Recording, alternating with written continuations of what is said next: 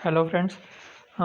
ये वीडियो जो है वो फॉर्म्स ऑफ मैरिज के ऊपर बेसिस है और ये जो है वो हिंदू लॉ के अंडर ओल्ड हिंदू लॉ के अंडर जितनी भी फॉर्म्स ऑफ मैरिज है उसके ऊपर ये वीडियो बनाई गई है।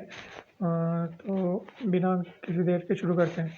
तो टोटल यहाँ पे 8 फॉर्म दिए गए हैं और ये फॉर्म बिफोर 1955 के अनुसार दिए गए हैं। So the old textual law provided for 8 forms of marriage, 4 of them were approved and 4 of them were disapproved. मतलब कि 8 में से 4 जो है वो अप्रूव्ड मैरिज होती है और जो बाकी की 4 है वो डिसअप्रूव्ड मैरिज होती है। और the legal consequences in approved and unapproved form of marriage are not similar. जो वाइफ होती है अप्रूव्ड मैरिज में उनको धर्मपत्नी का ओहदा मिलता है और वो सारे राइट एंजॉय करती है, लेकिन जो अनअप्रूव्ड मैरिज होती है उसमें वो वाइफ कोई भी राइट एंजॉय नहीं करती है मैट्रिमोनियल राइट से रिलेटेड। और there are total 8 forms: Brahma, Deva, Arsha, Prajapatya, असुर, गंधर्व, राक्षसा एंड पिशाच। तो हम पर्टिकुलर सबको एक एक करके डिस्कस करेंगे। तो सबसे पहले ब्रह्मा फॉर्म जो है उसके अंदर in this form of marriage, the father of the girl respectively invites the bridegroom at his residence, worship him, and offers him the girl as his wife along with a pair of fine clothes and ornaments। मतलब कि जो दुल्हन के पिता होते हैं वो दूल्हे को घर पे बुलाते हैं, उन्हें वर्शिप करते हैं और उन्हें दुल्हन के साथ साथ 2 जोड़ कपड़े और कुछ ऑर्नामेंट वो दूल्हे को दे देते हैं और इस तरीके से मैरिज परफॉर्म होती है। और इसमें जो है जो विडो होती है वो रीमैरिज नहीं कर सकती in this form of marriage. The second one is दैव्य।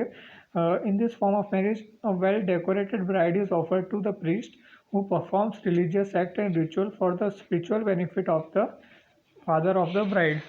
जो इस फॉर्म ऑफ मैरिज में जो ब्राइड होती है उसको अच्छे से डेकोरेट करके प्रीस्ट को दे दिया जाता है और प्रीस्ट जो है वो रिलीजियस एक्ट्स और रिचुअल परफॉर्म करता है जो ब्राइड के फादर हैं उनके बेनिफिट के लिए।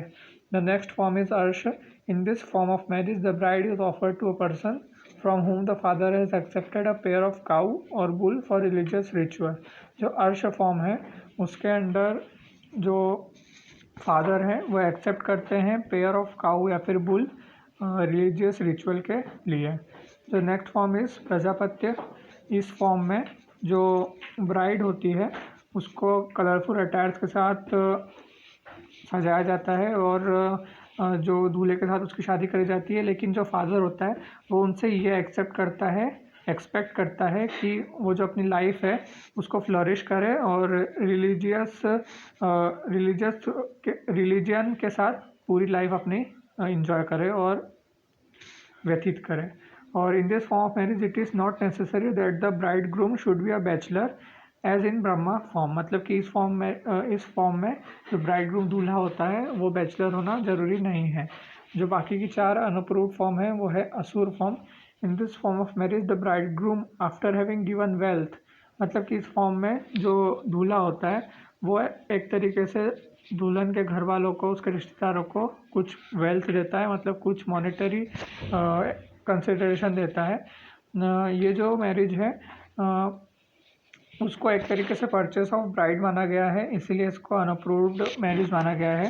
Sometime it is said that in this type of marriage the girls is sold out. मतलब कि जो गर्ल है उसके बदले में जो फादर है फिर जो रिलेटिव होते हैं वो कंसिडरेशन ऑफ मॉनेटरी टर्म्स लेते हैं।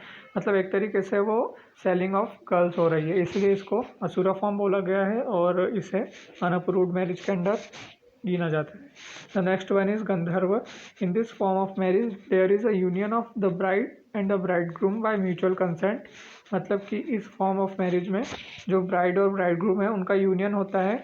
मतलब कि उनके बीच में लव और अफेक्शन होता है, लेकिन जो लव और अफेक्शन होता है the bride and the groom established a bodily union without having perform the religious rites and ceremonies. मतलब without any religious rites and ceremonies उनके बीच में लव एंड अफेक्शन होता है। So this kind of marriage is also prohibited. और ये जो marriage है वो अनकॉमन है आज के समय में, लेकिन जो पहले का समय होता था वहाँ पे ये काफ़ी प्रचलित थी। The next form is Rakshasa marriage. In this form of marriage, the girl is forcibly kidnapped and married to a person.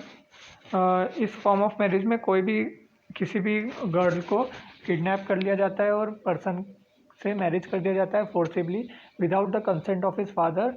और इसके बाद जो फादर होता है और जो रिलेटिव होते हैं उनके घर पे अटैक करता है जो ब्राइड ग्रूम का परिवार होता है और उनको थ्रेटन करता है और जो ब्राइड का परिवार होता है उनको टॉर्चर करता है। सो ये जो मैरिज है ये प्रिविलेंट थी गोंडा कास्ट में, बारारन बैतूल के मध्य प्रदेश ज़िले में। ठीक है, जो लास्ट फॉर्म है पिशाचा, उसके अंदर अकॉर्डिंग टू धर्मशास्त्र this is the most commendable form of marriage. In this form of marriage intercourse is done with a girl while she is asleep and